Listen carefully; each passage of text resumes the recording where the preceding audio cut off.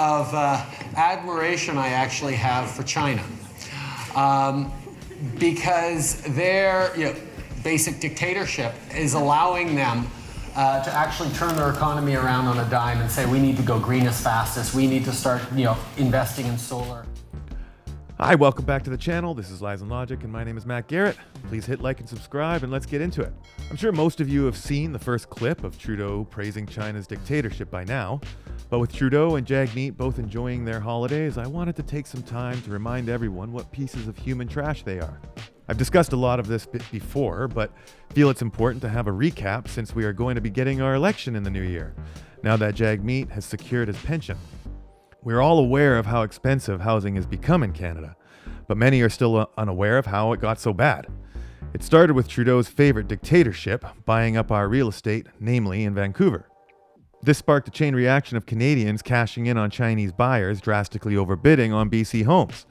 Economists were well aware of what was going on and where it would lead, and many warned of a potential housing bubble, especially since Canada has to remortgage their homes every 5 years, unlike other countries which can get 25 to 30-year fixed mortgages. On top of that corruption, there was also some serious criminal money laundering going on.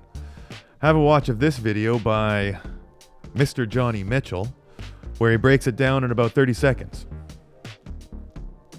Triads are also extremely sophisticated money launderers. Here's how it works in Vancouver. First, front companies purchase precursor chemicals from Chinese chemical companies and smuggle them en masse into Canada through the port of Vancouver. The chemicals are then sold to... And you wonder why Trump is asking for us to secure the border. Well, there's some reasons why there.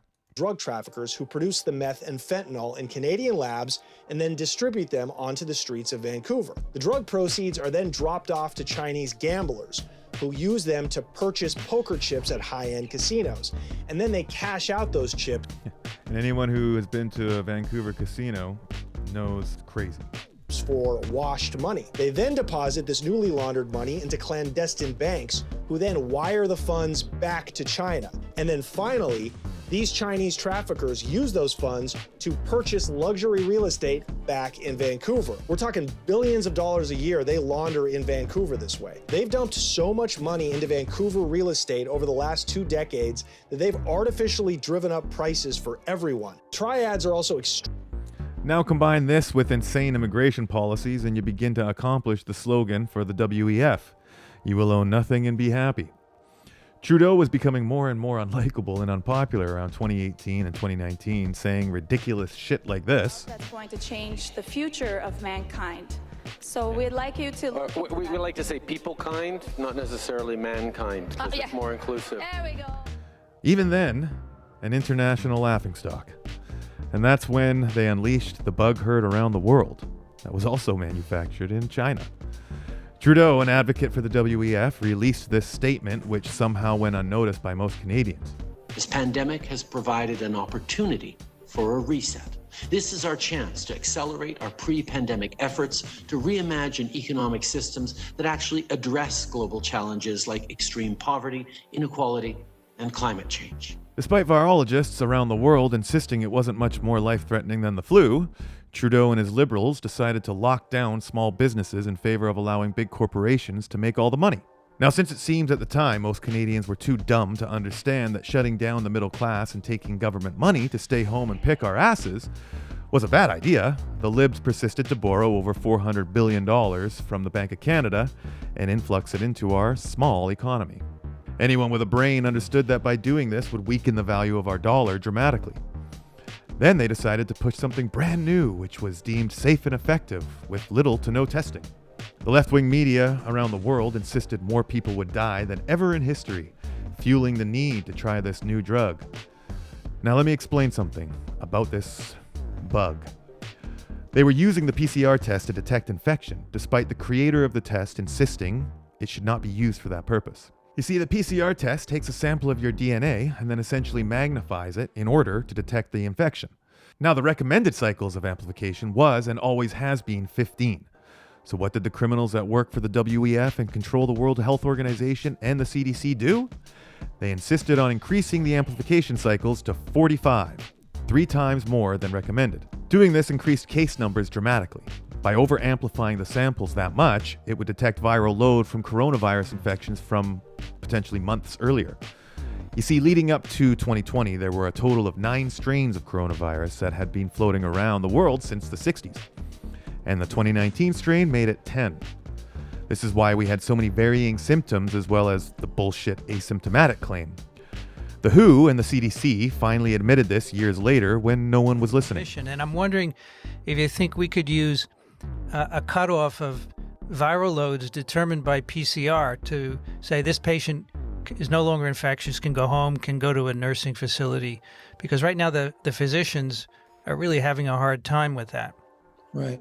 Again, a good question. And what is now sort of evolving into a bit of a standard that if you get a cycle threshold of 35 or more, that the chances of it being replication competent are minuscule.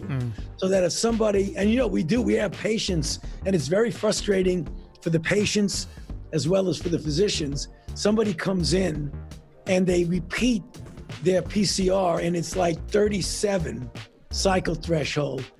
But you almost never can culture virus from a 37 threshold cycle. So I think if somebody does come in with 37, 38, even 36, you got to say, it's just dead nucleotides, period. Now, despite claims from thousands and thousands of Canadians having been injured or killed by this new drug, you had Trudeau saying shit like this. I want to end today by speaking directly to kids once again. This is not easy. And I know almost half of kids across this country have gotten their vaccine from ages 5 to 12. We need to get more. So please ask your parents if you can get vaccinated. Getting vaccinated protects yourself, protects your family. It was well reported that kids were at practically zero risk of serious illness or death. Since then, we have received no apologies for the mishandling of the pandemic, and their only answer to the housing crisis is predictably more rental projects for the middle class. Because owning won't make you happy, remember? In today's Canada, more people are renting than ever before. And that number is growing at double the rate of those able to buy a new home compared to a decade ago. Our government thinks this is exactly the kind of visionary, progressive housing solution that people need. Last week, the province launched BC Builds, which aims to streamline the construction of housing by using publicly owned land to build rental buildings for middle-income earners, funded through low-cost government financing. So just when Canadians seemed to be waking up, just when it seemed like they'd had enough, Jagmeet did the unthinkable. He decided to kick Canada while it was down and partner with Trudeau to continue the known destruction of our once free and beautiful country. Jagmeet had a chance to increase the strength of the NDP by calling for an election early and sparing us of further economic decline. He had an opportunity to win the hearts of a lot of Canadians, but many of us know that's not how the WEF works. All we can do now is hope Canadians continue this mass awakening. We can't allow the NDP or the Liberals to regain their footing with their manipulative tactics. I still predict the media will begin to discuss and give airtime to the PPC as they did in the last election in order to divide and weaken the Conservative vote. We can't allow anyone to think Jagmeet has done anything admirable by voting non-confidence at this point in time. Fuck him and fuck the Liberals and everything they stand for. That's it for me. My name is Matt Garrett. This is Lies and Logic. Please hit like and subscribe, and I'll see you soon.